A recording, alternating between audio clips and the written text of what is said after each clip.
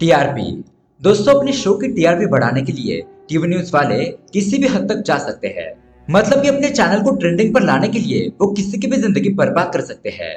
और इसी का जीता जागता उदाहरण है आज की कहानी। एक सीधी सादी लड़की जो कि डॉक्टर की पढ़ाई कर रही होती है और अचानक ही एक रात उसके साथ कुछ ऐसी खतरनाक दुर्घटना हो जाती है जिसकी वजह से उसकी पूरी लाइफ ही बर्बाद हो जाती है। पुलिस वाले उस लड़की को एक प्रोस्टिट्यूट समझकर अरेस्ट कर लेते हैं, पर बाद में पुलिस वालों को पता चलता है कि उनसे गलती हुई है और उन्होंने गलत लड़की को पकड़ा है।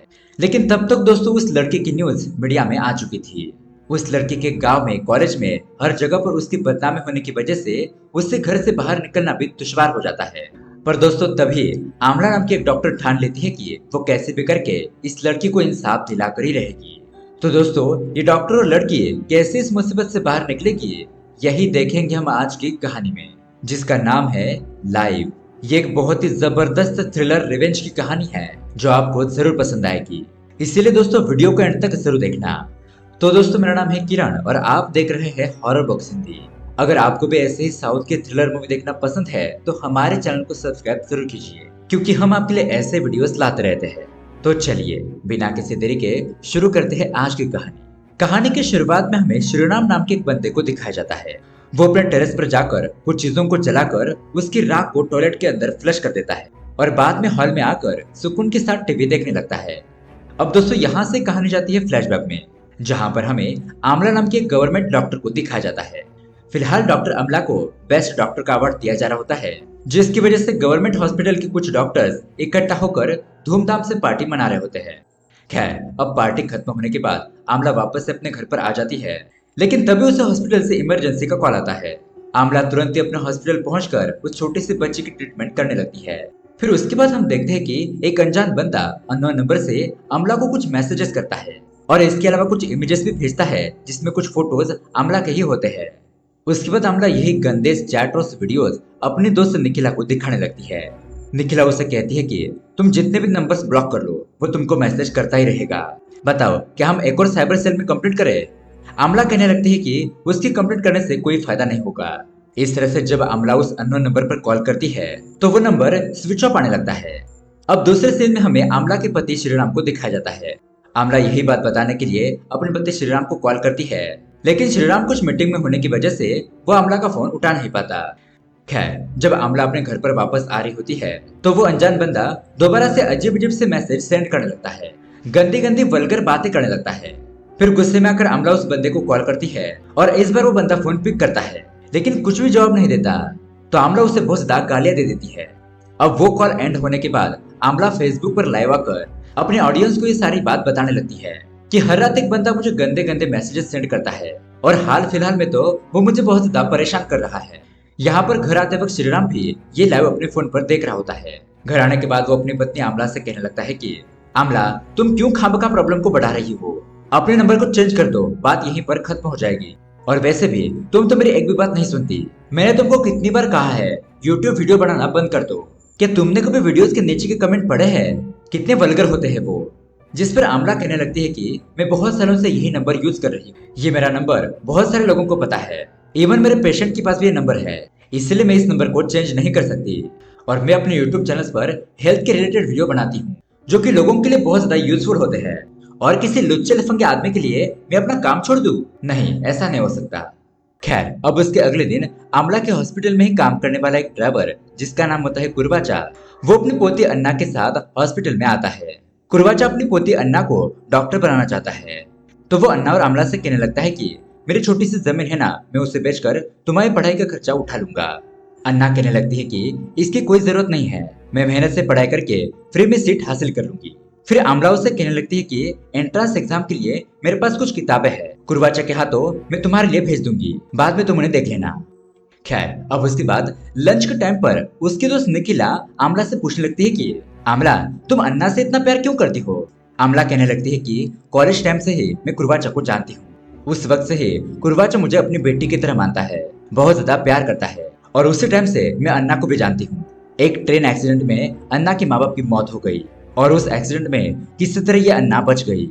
उसके माँ बाप मरने के बाद कुरवाचा ने उसकी देखभाल की है, और वैसे भी अन्ना बहुत ज्यादा टैलेंटेड लड़की है, तुम देखना वो जरूर डॉक्टर बनेगी। यहाँ दूसरी तरफ श्रीराम अपनी टीम के साथ मिलकर अपने शोरूम के लिए कुछ नए मॉडल्स को देख रहा होता है, लेकिन श्रीराम को उसमें से कोई भी मॉडल पसंद नहीं आती। तब श्रीराम अन्ना को याद करता है, मतलब कि सोचता है कि वो अपनी एड में अन्ना को ही लेगा।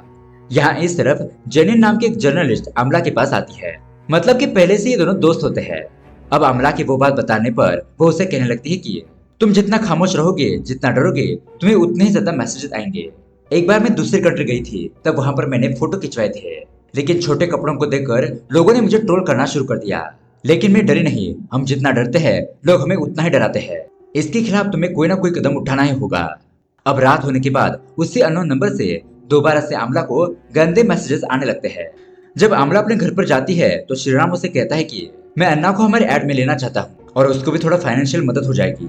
जिस पर आमला कहने लगती है कि नो चांस, अन्ना इन सब में इंटरेस्टेड नहीं है, उसका गोल तो डॉक्टर बनना है, और अगर वो ऐड वगैरह करती रहेगी तो उसका फोकस हिल जाएगा, वो अपने गोल से भटक जाएगी। अब ये बात सुनकर गुस्से में आकर श्रीराम उसे कहने लगता है कि तुम हमेशा ऐसा ही करती हो, मेरी एक भी बात नहीं सुनती। ऐसा कहकर अपने कमरे में चला जाता है। खैर, अब उसके अगले दिन आमला कुरबाचा को कॉल करके बताने लगती है कि मैं कुछ अर्जेंट काम की वजह से श्रीराम के गांव जा रही हूँ, मुझे आने में थोड़ा लेट हो जाएगा। मैं अन्ना के मेल पर कुछ मेल्स भेज दूंगी, तुम उसके प्रिंट निकाल कर रख दो। सो आमला यही बात अन्ना को भी बताने लगती है कि मेल से कुछ पेपर्स निकाल कर तुम्हारे दादाजी को दे दो। अब उसके बाद जब अन्ना नहाने के लिए बाथरूम जा रही होती है, तब बगल वाला एक बंदा अन्ना को घूरने लगता है, तो गुस्से में आकर अन्ना अपने घर के अंदर चली जाती है। फिर कोचिंग सेंटर जाते वक्त वो कुरबाचा से कहती है कि दादाजी, हम किसी दूसरे घर में शिफ्ट हो जाए क्या? लेकिन कुरबाचा इसके लिए मना करने लगता है, कहता है कि इस घर में उसके माँ बाप की यादें हैं और सिटी में रहने के लिए जाएंगे तो खर्चा और भी ज्यादा बढ़ जाएगा। खैर, अब उसके बाद रात हो जाती है और अन्ना अपने कोचिंग सेंटर से बाहर आकर बस का इंतजार करने लगती है। वो एक बस स्टॉप पर खड़ी होती है, लेकिन उसी वक्त कुछ पुलिस वाले एक ब्रूटल हाउस पर रेड मार देते हैं। तो वहां पर जो लोग थे वो डर के मारे उस बस स्टॉप की तरफ भागने लगते हैं, और यहाँ पर ये पुलिस वाले गलती से अन्ना को ही प्रोस्टिट्यूट समझकर उससे भी जीप में बिठा देते हैं। अन्ना उनसे कहने लगती है कि सर, आपको कुछ गलतफहमी हुई है, मैं इनमें से नहीं हूँ। लेकिन पुलिस वाले तो अन्ना की एक भी बात नहीं सुनते और इसी भागादौड़ी में अन्ना का फोन नीचे गिरकर टूट जाता है। उसके बाद पुलिस वाले उस ब्रूटल हाउस के सारे लोगों को पकड़कर पुलिस स्टेशन लेकर आते हैं। अब पुलिस स्टेशन के पास ऑलरेडी बहुत सारे मीडिया वाले पहुंच चुके थे, और जब अन्ना अपना चेहरा बैग से ढक रही थी तो एक लेडी कांस्टेबल जबरदस्ती से उस बैग को हटाने लगती है, जिससे कि अन्ना का चेहरा मीडिया के सामने आ जाता है। और दोस्तों, जब ये न्यूज कुरबाचा देखता है तो उसके तो होश उड़ जाते हैं। वो एक बंदे के साथ फटाफट से पुलिस स्टेशन जाने लगता है। तो अब यहाँ इस तरफ पुलिस वालों को भी अन्ना की सच्चाई पता चलती है कि अन्ना एक स्टूडेंट है और गलती से पुलिस वालों ने अन्ना को पकड़ लिया। वो सिया उस लेडी कांस्टेबल को डांटने लगता है कि तुम्हारी वजह से ही उस लड़की का चेहरा मीडिया के सामने आ गया, तुमको तो जरूर सस्पेंड किया जाएगा। और वैसे भी इस रेड के मामले में मीडिया वालों को क्यों इन्फॉर्म किया था? उनके पैसों से क्या कुछ भी करोगे तुम लोग? अब दोस्तों, इसी दरमियान में कुरबाचा पुलिस स्टेशन पहुंचकर अपनी बेटी को गले लगाता है, उसे हौसला देने लगता है, और यहाँ पर बेचारी अन्ना बहुत ज्यादा रोने लगती है। बाद में वो पुलिस वाला अन्ना और कुरबाचा को अपने पास बुलाकर कहने लगता है कि देखिए, हमसे गलती हो गई, आप अपने बच्चे को फिलहाल घर पर ले जा सकते हो। खैर, अब उसके बाद अन्ना और कुरबाचा वापस अपने घर पर आते हैं तो अन्ना के घर के बाहर बहुत सारी पब्लिक जमा होती है। वो सभी लोग अन्ना का मजाक उड़ाने लगते हैं और कुछ लोग तो अपने फोन से उन दोनों की वीडियो बनाने लगते हैं। खैर, अब यहाँ पर हमें दूसरे सीन में एसजीओ नाम के एक बंदे को दिखाया जाता है, जो कि मंदारण टीवी न्यूज चैनल का एडिटर होता है।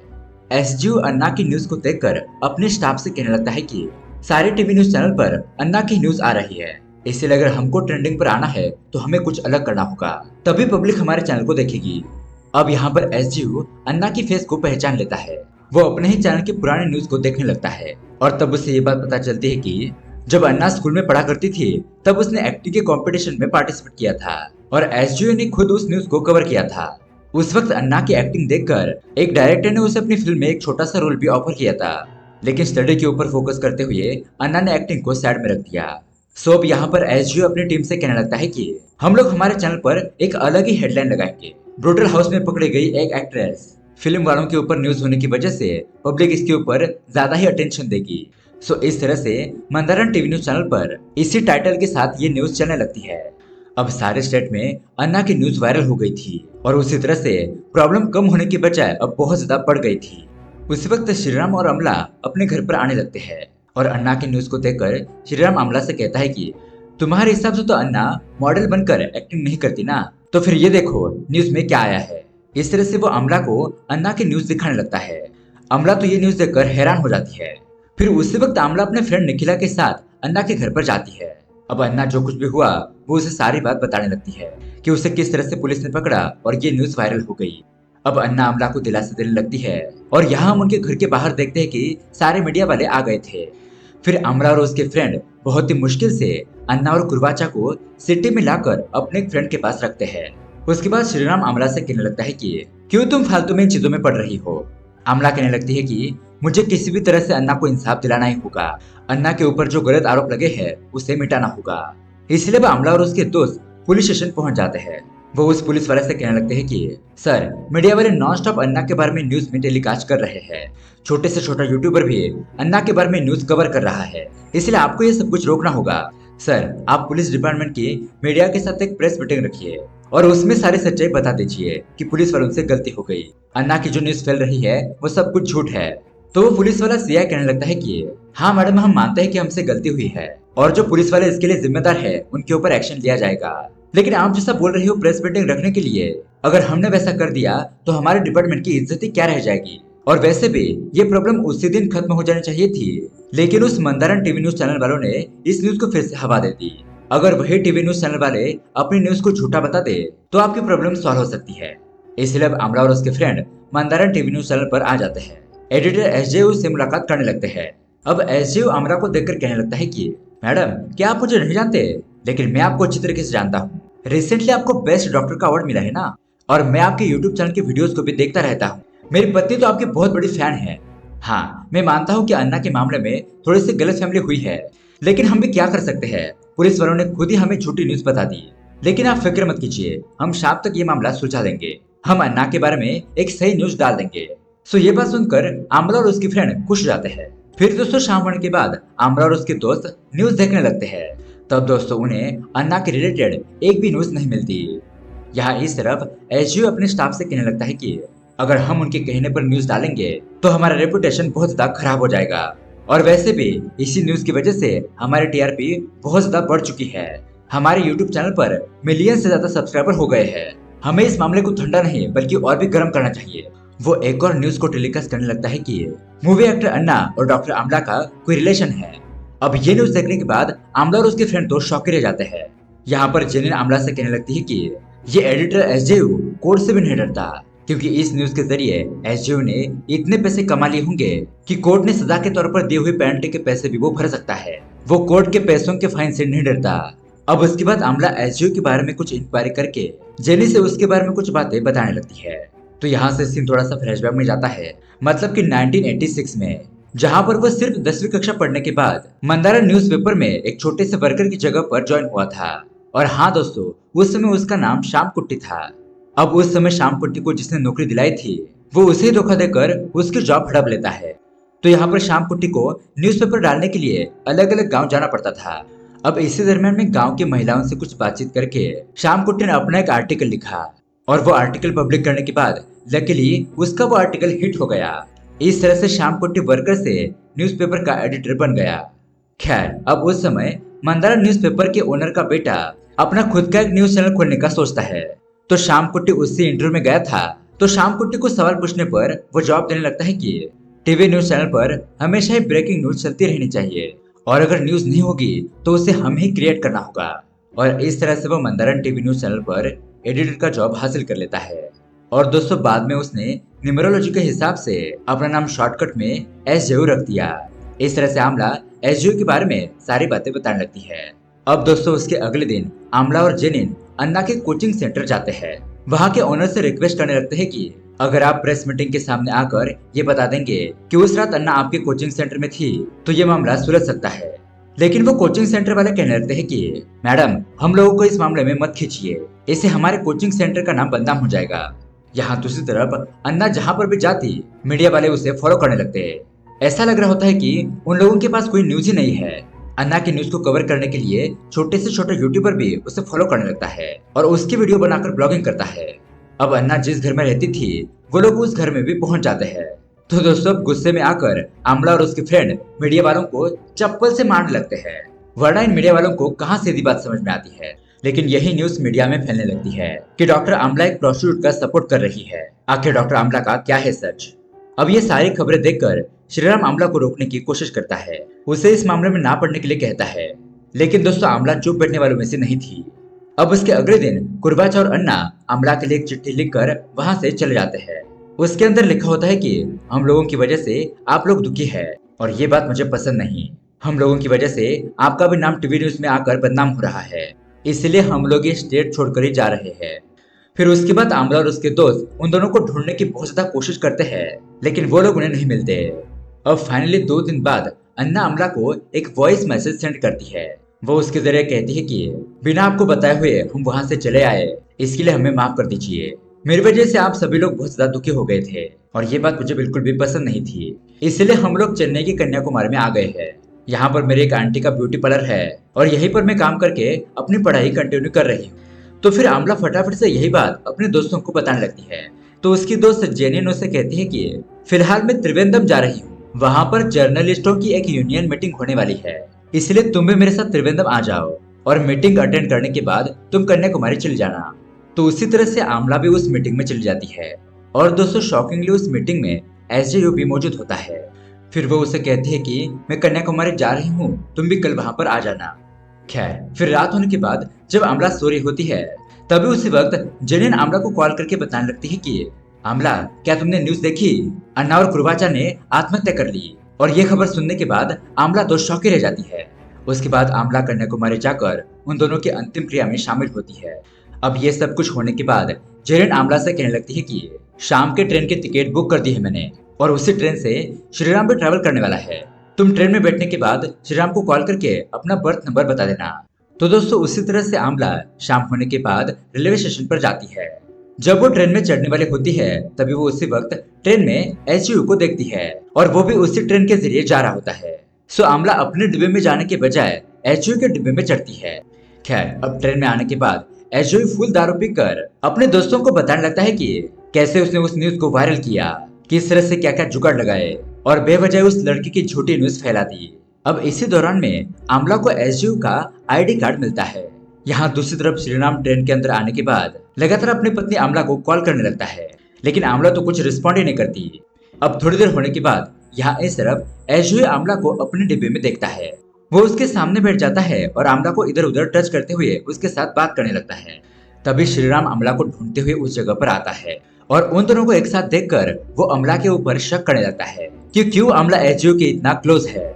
खैर अब घर पर वापस आने के बाद श्रीराम आमला से पूछने लगता है कि मैंने तुमको बहुत बार कॉल करने की कोशिश की, लेकिन तुमने तो मेरा फोन ही नहीं उठाया। जिस पर आमला उसे कहने लगती है कि देखो मेरे सर में बहुत ज्यादा दर्द हो रहा है, मैं आपसे बाद में बात करूंगी।